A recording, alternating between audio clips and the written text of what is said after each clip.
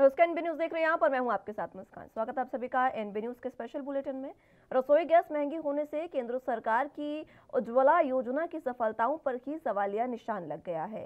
देश भर में ऐसी खबरें हैं कि उज्ज्वला योजना के लाभार्थियों ने घरेलू गैस के दाम बढ़ने से सिलेंडर भरवाना ही बंद कर दिया है। ग्रामीण इलाकों में तो इन लाभार्थियों ने फिर से परंपरागत ईंधन से खाना बनाना शुरू कर दिया है। झारखंड की बात करें तो झारखंड के पलामू जिले के बिश्रामपुर ब्लॉक में प्रधानमंत्री उज्ज्वला योजना के 13,000 लाभार्थी हैं, लेकिन इनमें से अधिकतर ने इस योजना में मिले गैस सिलेंडर भरवाना बंद कर दिया है। इसका कारण गैस के दामों में हुई भारी बढ़ोतरी है। फिलहाल बिश्रामपुर में घरेलू गैस सिलेंडर का दाम 1,007 रुपए है। एक रिपोर्ट के अनुसार एचपी गैस के डीलर दयाशंकर दुबे का कहना है कि लोगों के गैस सिलेंडर बंद करवाने से उनके लिए अपना कारोबार जारी रखना मुश्किल हो गया है। उनके लिए कर्मचारियों को वेतन देना भी मुश्किल हो रहा है। दुबे का कहना है कि बहुत से लोगों ने अपने गैस सिलेंडर और गैस के चूल्हे बेच भी दिए हैं। काटार गांव की उज्ज्वला लाभार्थी संगीता देवी का कहना है कि गैस के दाम अब इतने बढ़ गए हैं कि गैस सिलेंडर रिफिल करवाना उनके बूते की बात नहीं है।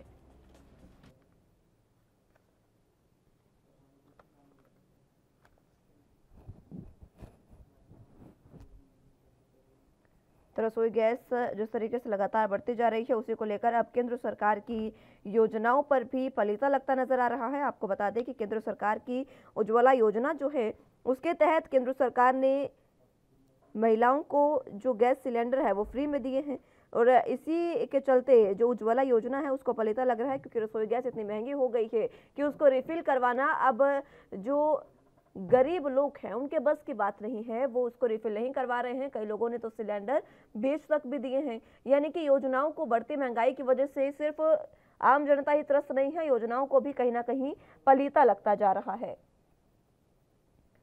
1000 से ऊपर जो गैस सिलेंडर है उसके दाम हो गए हैं, जिसकी वजह से जो आम जनता है वो अब गैस सिलेंडर भरवा भी नहीं पा रही है, और जो सरकार की ओर से सिलेंडर दिए गए थे उनको भी बेचने का काम किया जा रहा है।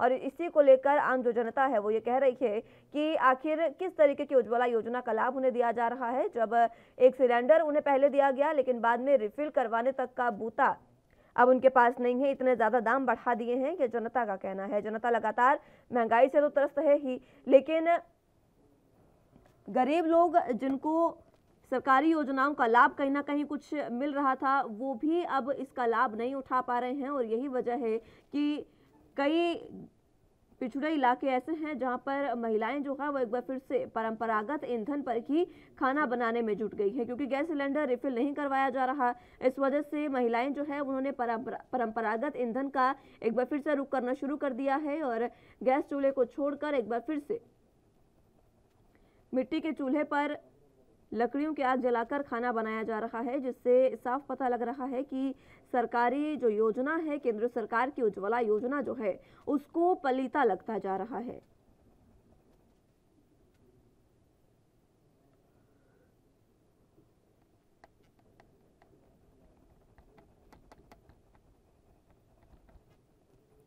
अगर झारखंड की बात करें तो आपको बता दें कि झारखंड में फिलहाल 1,007 रुपये जो एलपीजी सिलेंडर है उसकी कीमत जो है वो रखी गई है। 13,000 लाभार्थी झारखंड के बिश्रामपुर ब्लॉक में हैं। इनमें से अधिकतर ने इस योजना में मिले गैस सिलेंडर भरवाना अब बंद कर दिया है।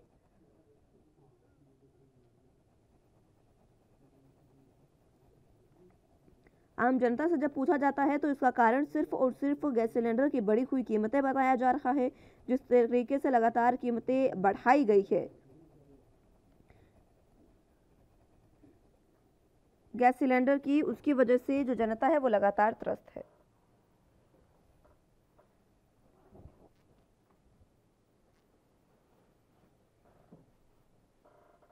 चलिए तो इसी पर चर्चा की शुरुआत कर लेते हैं। प्रदीप सिन्हा जी, प्रवक्ता बीजेपी से हमारे साथ मौजूद हैं। बहुत स्वागत है प्रदीप जी आपका एनबी न्यूज पर।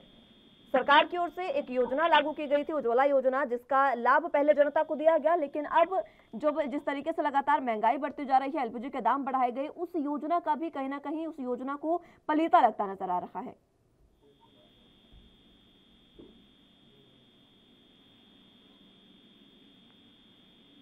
प्रदीप जी, आवाज मिल पा रही है आपको?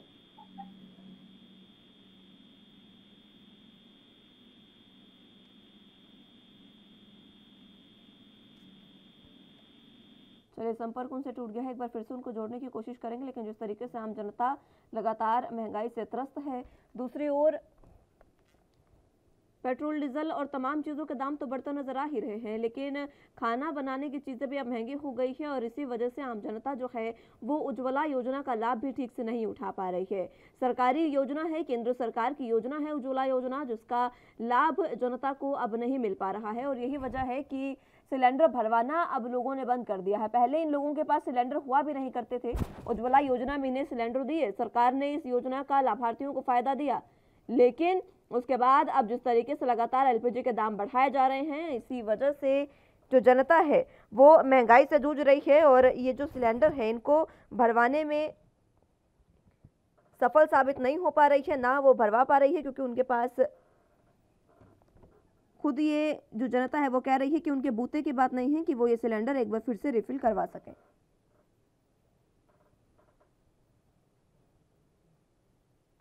चलो, तो चर्चा की शुरुआत एक बार फिर से कर लेते हैं। दोनों मेहमान हमारे साथ मौजूद हैं।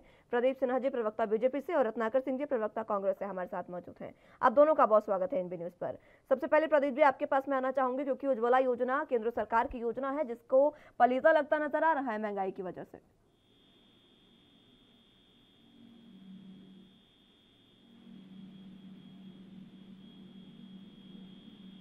प्रदीप जी, आवाज मिल पा रही है आपको?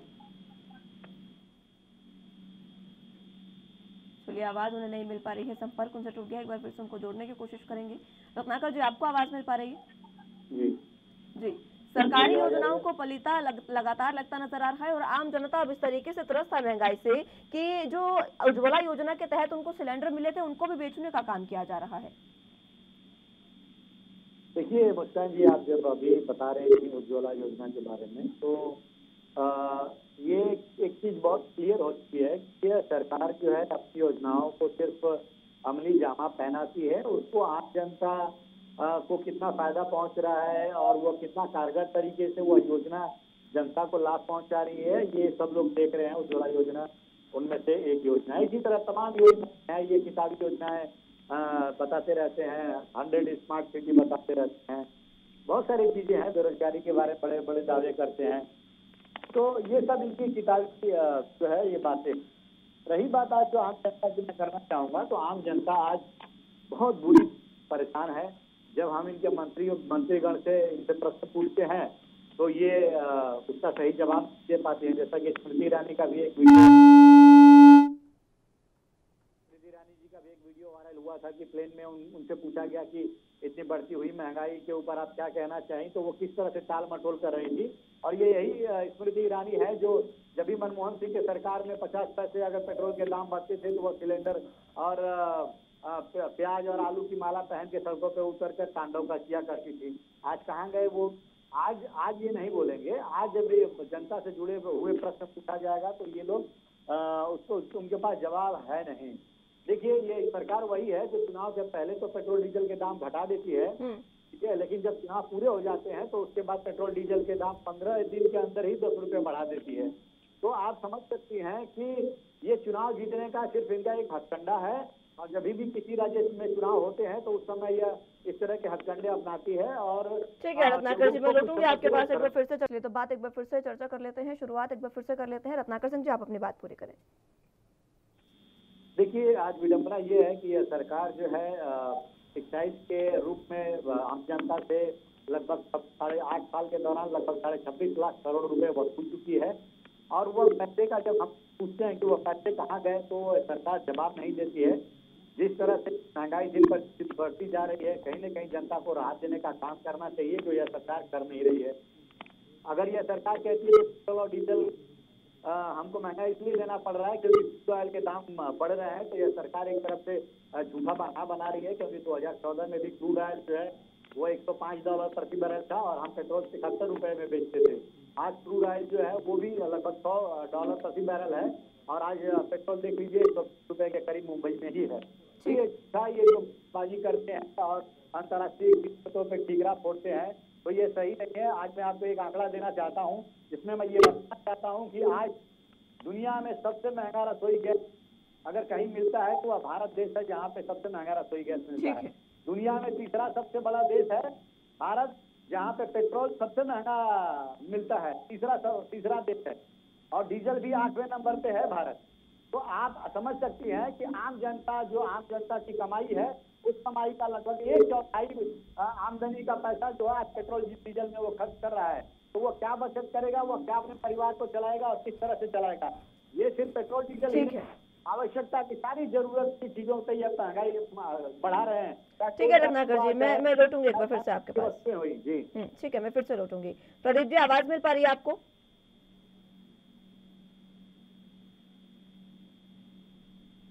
प्रदीप सिन्हा जी, सुन पा रहे हैं आप मुझे? चलिए, आवाज उन तक नहीं पहुंच पा रही है, संपर्क एक बार फिर से उनसे टूट गया है। रत्नाकर जी, आप ही के पास एक बार फिर से मैं आना चाहूंगी। देखिए, जिस तरीके से लगातार उज्ज्वला योजना की हम बात कर रहे हैं, ठीक है कि महंगाई लगातार बढ़ रही है और उसको लेकर बार बार ये कहा जा रहा है कि जो अभी युद्ध चल रहा है यूक्रेन और रूस के बीच में, उसकी वजह से ये जो महंगाई है वो बढ़ती जा रही है। लेकिन इतना एलपीजी के दाम में बढ़ोतरी जो की गई है, आम जनता वापिस से परंपरागत ईंधन की ओर आ गई है, तो फिर उस उज्ज्वला योजना का फायदा तो क्या हुआ जनता को? देखिए, ये सिर्फ पोस्टर वाली सरकार है। ये बड़े बड़े पोस्टर पेट्रोल पंप पे आपने देखा होगा कि उज्ज्वला योजना को किस तरह से प्रचार प्रसार करके करोड़ों रुपया खर्चा किया, लेकिन अगर धरातल पे आप देखेंगे तो सच्चाई उससे कुछ जुदा है। धरातल पे लोग आज उज्ज्वला योजना का फायदा नहीं उठा रहे हैं, क्योंकि उसकी एक सब्सिडी का बहुत बड़ा चक्कर है। जो उज्ज्वला योजना के अंतर्गत जो सिलेंडर लेता है उसकी सब्सिडी उनको जो आम लोगों की तरह नहीं मिल पाता है। तो ये बहुत सारी चीजें हैं जो ये मजबूर कर देती हैं किसी भी महिला को कि वो जो है परंपरागत अपना ईंधन के रूप में यूज करना शुरू करे। कहीं न कहीं वो इतनी 400 रुपए का सिलेंडर जो 2014 का था, आज 1000 रुपए के पार मिलना शुरू हो गया है। तो ये अफोर्ड नहीं कर पा रही है आम जनता। इसमें देखिए क्या है कि सरकार जब तक नियत उसकी लोगों की भलाई की नहीं रहेगी, तब तक ये ऐसा चलता रहेगा। आज जो 26.5 लाख करोड़ इन्होंने टैक्स के रूप में, एक्साइज के रूप में पेट्रोल और डीजल से वसूले हैं, वो पैसा कहाँ गए, ये प्रश्न उठता है। देखिए, यह सरकार जो है पूंजीपतियों की सरकार है। तकरीबन 10.86 लाख करोड़ रुपए जो है जो पूंजीपतियों के लोन जो पूंजीपतियों ने लिया था उसका माफ कर दी। तो ये कहीं न कहीं पैसा जो जनता से लूटा जा रहा है, वह पैसा जो पूंजीपतियों के लोन माफ करने में दिया जा रहा है, ये वस्तु स्थिति है। देखिए, हमारे समय में एक चीज होता था, जब भी क्रूड ऑयल महंगा रहता था, फिर भी हम पेट्रोल और डीजल के दाम जो है कंट्रोल करके उसको सस्ते में देते थे। उसका कारण ये था कि हम जो है जब भी इस तरह की परिस्थिति आती थी तो हम सब्सिडी देते थे लोगों को। सब्सिडी के माध्यम से लोगों को राहत पहुंचाने का काम करते थे। हम तकरीबन 2014 की बात ले लूं तो 1,47,000 करोड़ सब्सिडी उस समय हम लोगों को दिए थे, 1,47,000 करोड़। आज यह सरकार जो है वो सब्सिडी घटाकर सिर्फ 26,000 करोड़ कर दी है। तो आप समझ लीजिए कि सब्सिडी भी नहीं दे रही है, पेट्रोल डीजल के दाम जो है बेतहाशा बढ़ा रही है और अपने जो पूंजीपतियों को उसका फायदा पहुंचा रही है। तो यह सरकार निश्चित रूप से आम जनता की सरकार नहीं है, आम जनता के दुख दर्द को समझने वाली सरकार नहीं है, यह पूंजीपतियों की सरकार है। चुनावी समय में यह सिर्फ पेट्रोल और डीजल के दाम कम करते हैं और बाकी समय में बढ़ा देते हैं। 15 दिन के दौरान जो है 10 रुपया देखा होगा किस तरह से पेट्रोल डीजल और गैस के दाम बढ़े। तो ये पेट्रोल डीजल और गैस के दाम की ही बात नहीं है। देखिए, आवश्यकता की और सारी वस्तुओं के दाम भी इस सरकार ने बढ़ा दिए। जैसे आपका 800 दवाइयां ऐसे हैं जिनके दाम अभी बढ़ गए हैं, और वो दवाई वैसी है जो रोजमर्रा जरूरत वाली दवाइयां हैं, तो दवाइयों के दाम भी इससे बढ़ा दिया है। आप देख रहे हैं कि घरेलू जो खाने पीने की वस्तुएं हैं उनमें लगभग 1.5 गुने का फर्क हो गया है। आज महिलाएं हमारी अच्छी तरह से समझ सकती हैं कि पिछले 1 साल के दौरान महंगाई कितनी बढ़ गई है। घर के महिलाएं जो है, माताएं हैं, बहनें हैं, उनका बजट आज बिल्कुल बिगड़ गया है। तो ये सरकार को सोचना चाहिए कि किस प्रकार महिलाओं को सरकार चुनती है, तो सरकार का कुछ दायित्व होता है, कुछ जिम्मेदारियां होती हैं। लेकिन कांग्रेस शासित राज्य में भी एलपीजी इसी दाम पर बिक रही है, कोई खास फर्क दिखाई देता नहीं है।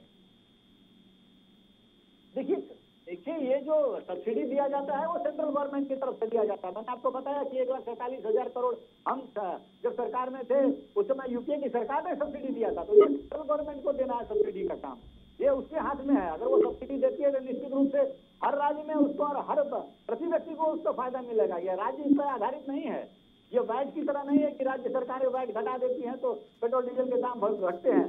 जरूर हमने अभी अपने सीएनजी के दाम हमने महाराष्ट्र में कम किए हैं, क्योंकि सीएनजी के दाम बढ़े थे, लेकिन हमने लोकल टैक्स घटा के उसको कम करने का काम किया है। तो अगर सरकार को गैस की कीमत भी कम करनी है तो सब्सिडी के माध्यम से वो कम करे, वो कम कर सकती है, क्यों नहीं कर रही है। चलिए ठीक है, सरकार दाम कम कर सकते हैं, लेकिन सरकार तो कर ही नहीं रही है। प्रदीप जी, आवाज आपको मिल पा रही है? संपर्क उनसे टूट गया है। एक बार फिर से प्रदीप जी नहीं जुड़ पा रहे हैं हमसे। एक बार फिर से रत्नाकर जी आपके पास आना चाहूंगी, क्योंकि जिस तरीके से लगातार महंगाई अब बढ़ती जा रही है, और देखिए उज्ज्वला योजना पर तो सवालिया निशान है ही, क्योंकि एक बार फिर से जनता परंपरागत ईंधन की ओर आ गई है। अब जनता ये बात कह रही है, क्योंकि सिलेंडर बेचने तक की नौबत आ गई है जनता के पास। जो उज्ज्वला योजना में सिलेंडर मिले थे उनको बेच रही है जनता। अब जनता इस तरीके से त्रस्त है, वो कह रही है कि जब इस तरीके से महंगाई बढ़ानी ही थी तो उज्ज्वला योजना जैसी योजनाओं को बंद कर देना चाहिए। फिर देखिए मुस्कान जी, जो परिस्थितियां हैं उस परिस्थिति में उज्ज्वला योजना के जैसे अनगिनत योजनाएं हैं जो सरकार तो किताबी रूप से चलाती है, लेकिन उसका फायदा लोगों को नहीं पहुंच पाता है। तो बहुत सारी योजनाओं को फिर से रिवाइव करना चाहिए सरकार को, और देखना चाहिए कि उसका फायदा जो है वो अंतिम व्यक्ति को भी मिल पा रहा है कि नहीं मिल पा रहा है। हम देखिए, कांग्रेस पार्टी हमेशा शुरू से यह मांग करती आ रही है कि पेट्रोल और डीजल के दाम जो है उसको जीएसटी के दायरे में लाया जाए, क्योंकि जीएसटी के दायरे जब तक नहीं लाया जाएगा तब तक जो है इस तरह दाम जो है सरकार बढ़ाती रहेगी, घटाती रहेगी, तो ये चलता रहेगा। जीएसटी के दायरे में आ जाएगी तो उसका एक फिक्स परसेंटेज हो जाएगा, और उस हिसाब से गवर्नमेंट जो है उसका रेवेन्यू अर्न करेगी, और वो प्लान करेगी कि किस तरह से। आज तो मन माफ जो भी इनको मर्जी आता है वो करते हैं, कभी 2 रुपया, कभी 1.5 रुपया, कभी 1 रुपया, इस तरह की कीमतें बढ़ाते जाते हैं। और ये कहते हैं कि ऑयल, ये कभी कभी जो हम प्रश्न पूछते हैं कि क्यों आप बढ़ा रहे हैं, तो ये ठीकरा फोड़ देते हैं ऑयल कंपनियों के ऊपर। लेकिन मैं आपको बता दूं कि ऑयल कंपनियां जो ये सिर्फ रेट गवर्नमेंट करती हैं, और घटाने और बढ़ाने का फाइनल डिसीजन जो होता है वो सरकार का होता है। सरकार देखिए किस प्रकार जो 5 राज्यों के चुनाव के दिन जो है लगभग 33 दिन पेट्रोल और डीजल के दाम नहीं बढ़े। तो अगर कहीं ना कहीं उस चुनाव के दौरान और सरकार चाहती है कि पेट्रोल डीजल के दाम नहीं बढ़े और नहीं बढ़े, तो आम रोज के दरमियान भी ये कर सकती है सरकार कि पेट्रोल और डीजल के दाम नहीं बढ़े। उस समय क्या यूक्रेन का युद्ध नहीं हो रहा था जब 5 राज्यों का चुनाव हो रहा था? उस समय भी यूक्रेन और रशिया का युद्ध चल रहा था।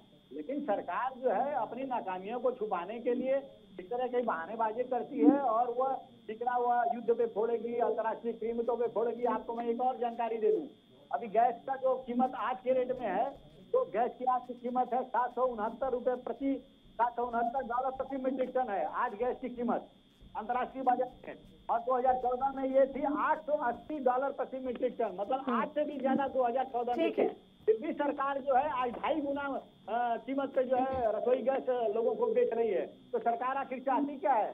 सरकार महंगाई से राहत देना चाहती है कि लोगों का दिवाला निकालना चाहती है? ये हमें बता दे भारतीय जनता पार्टी की सरकार। ठीक है रत्नाकर जी, समय इतनी ही इजाजत देता है। बहुत बहुत शुक्रिया आपका हमारे साथ जुड़ने के लिए और चर्चा हमारे साथ करने के लिए। लेकिन जिस तरीके से लगातार उज्ज्वला योजना को पलीता लगाया जा रहा है और आम जनता अब सिलेंडर बेचने तक की नौबत उनको आ गई है, और क्योंकि वो साफ कह रही है जनता कि हमारे बूते की बात नहीं है कि हम एक बार फिर से इस सिलेंडर को रिफिल करवा सके, क्योंकि दाम बहुत ज्यादा बढ़ गए हैं। अब देखना होगा कि केंद्र सरकार की इस योजना को काबू में लाने के लिए एक बार फिर से रिवाइव करने के लिए सरकार किस तरीके के कदम उठाती है। फिलहाल के लिए मेरे साथ बस इतना ही। तमाम अहम खबरों के लिए आप देखते रहिए एनबी न्यूज।